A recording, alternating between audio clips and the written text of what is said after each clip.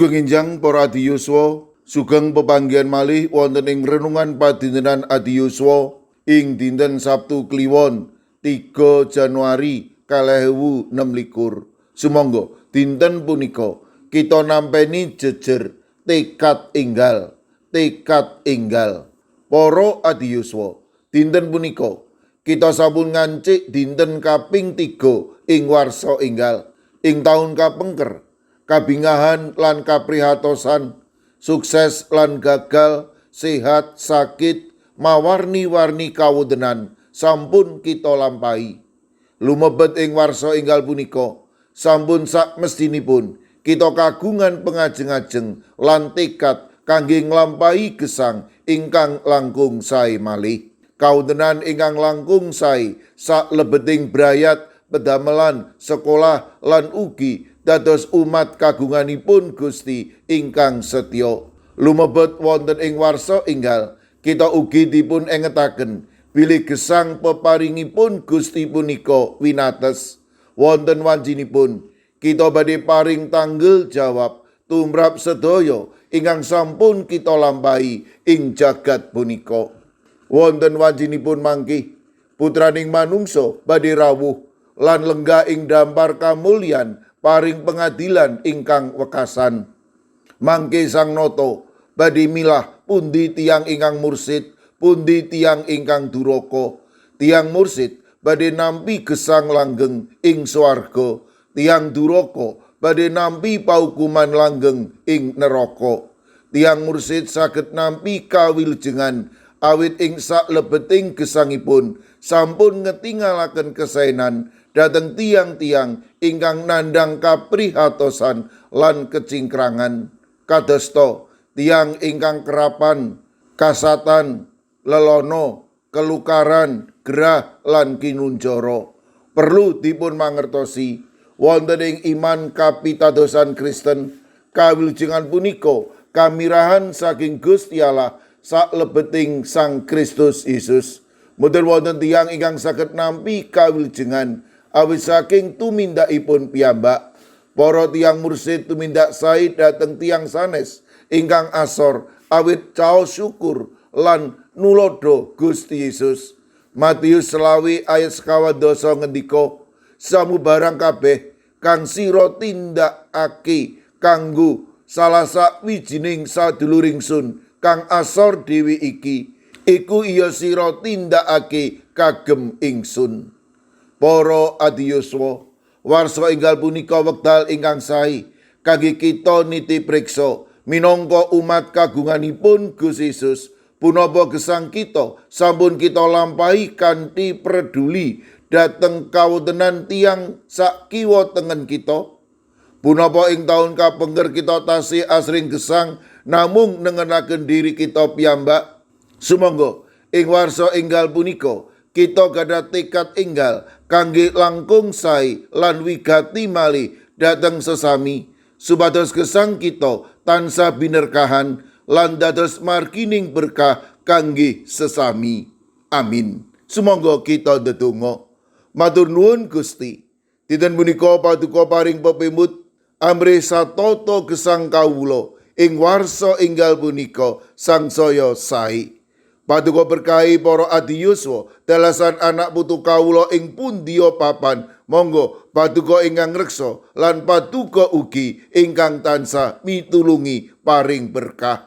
Kawula pasrahaken sawetawis sirek kawula ingkang nembe nandhang sakit. Kawula pitados menawi paduka ingkang reksa lan paring bagas kesarasan ingkang wetah.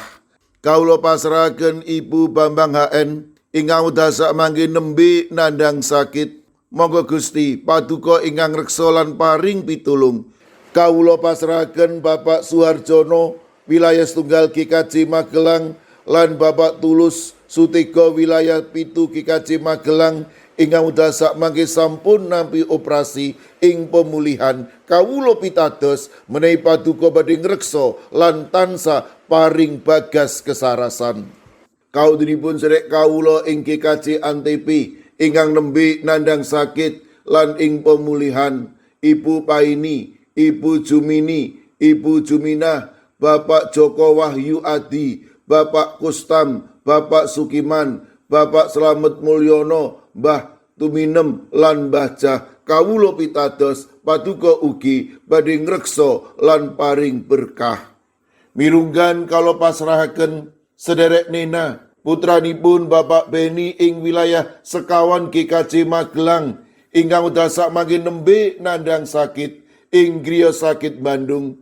Sederek kawula ing GKJ Telepok kawula pasrahaken Ibu Wirya Sumarto, Bapak Yutam, Bapak Karyadi kawula pitados paduka ingkang badhe maringi bagas kesarasan sawetawis sederek kawula ing GKJ Pugeran ingkang nembe nandhang sakit, Bapak Winarto, Bapak Minto Taruno, Bapak Bambang Sugiri, Bapak Rakino.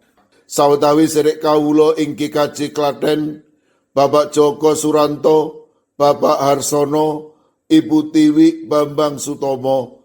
Kawula pasrahaken sederek kawula ing GITJ Trangkil, Bapak Ibu Karyo, Bapak Ibu Toyo, Ibu Ngatini, Ibu Nani Cahyono. Monggo Gusti paduka ingkang reksa, paduka ingkang paring pitulung, matemas sederek kawula punika ugi tansah pinaringan bagas kesarasan peparing paduka. Kalau pasrahaken Ibu Wahyuningsih Wakijan wonten ing GKJ Ngablak ingkang dasak mangke wonten ing pemulihan. Kawula pasrahaken warga GKJ Sragen, Bapak Adi Sungkono, Ibu Astuti Purnaningsih, Bapak Warsito Riyadi, Bapak Suyanto lan Ibu Sumiati. Kawula pasrahaken warga GKJ Magelang, Ibu Ediati Sarmo, Mbak Cilik, Ibu Pratiwi, Bapak Mangku, mekaten ugi Ibu Otniel Ngatius ing Wonosari, Bapak Edi Mursetyo ing GKJ Kabluk, Bapak Yohanes Kuncoro wonten ing GKJ Immanuel Solo, Bapak Wijongko ing GKJ Sedayu, Bapak Sudiat, Bapak Paminto Saputro ing GKJ Wedi.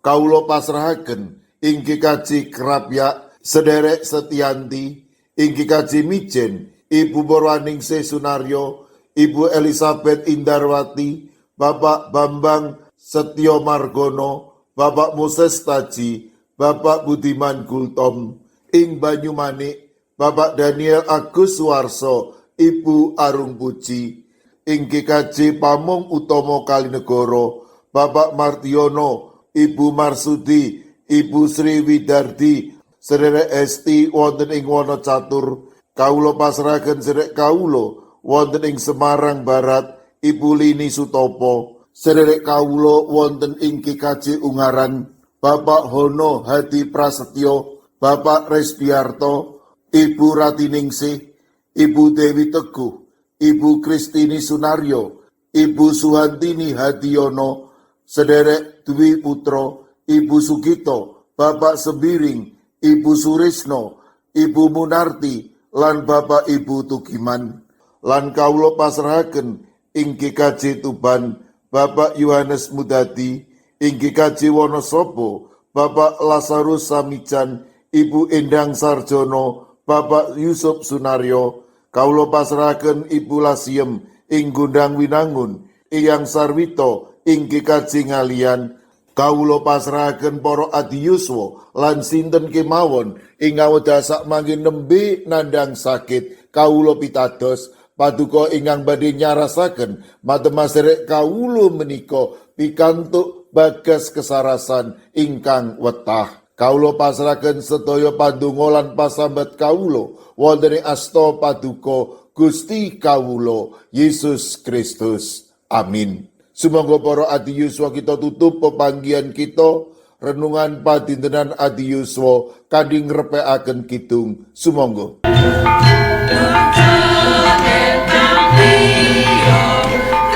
Kami